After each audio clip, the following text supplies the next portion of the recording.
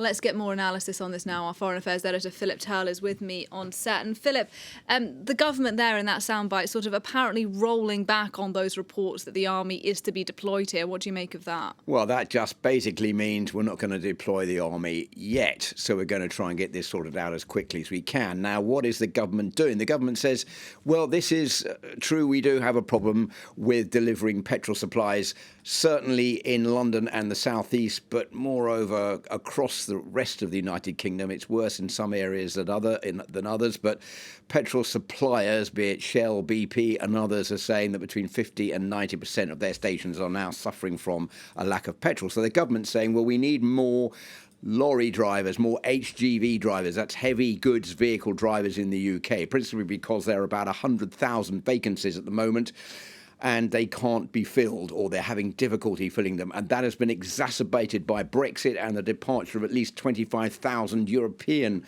lorry drivers who've gone back into Europe. Only about 600 have returned since the beginning of this year. So there's a massive hole in the amount of lorry drivers available for work. Now, the government's saying we don't want to let foreign lorry drivers back in for the moment on a full-time basis because we want British lorry drivers to train themselves up to do the job. There are about 40,000 who are getting ready to pass their test. They haven't done it, so they can't drive yet.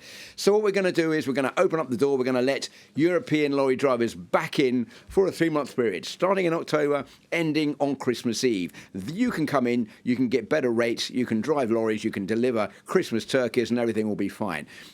Unfortunately, the message coming out from the European Union is not a very positive one. We've already heard from the German finance minister today, Olaf Scholz, who has just come first in the elections, his SPD party, saying that he doesn't feel sorry for the UK at all. And all of this is a result of Brexit. And there's been another reaction from the head of the Road Haulage Association in the Netherlands, speaking on British radio, saying basically that he doesn't think anybody from the EU is going to come to the UK just for a short time, for one big reason, and that reason being you might get more money, you might have better working conditions in the UK, but you'll have to pay for your lodgings, you'll have to pay for your hotels, and you won't be able to find anywhere to stay very easily. So it's really not very interesting for European lorry drivers. All right, Philip Turle for us there. Thank you very much indeed.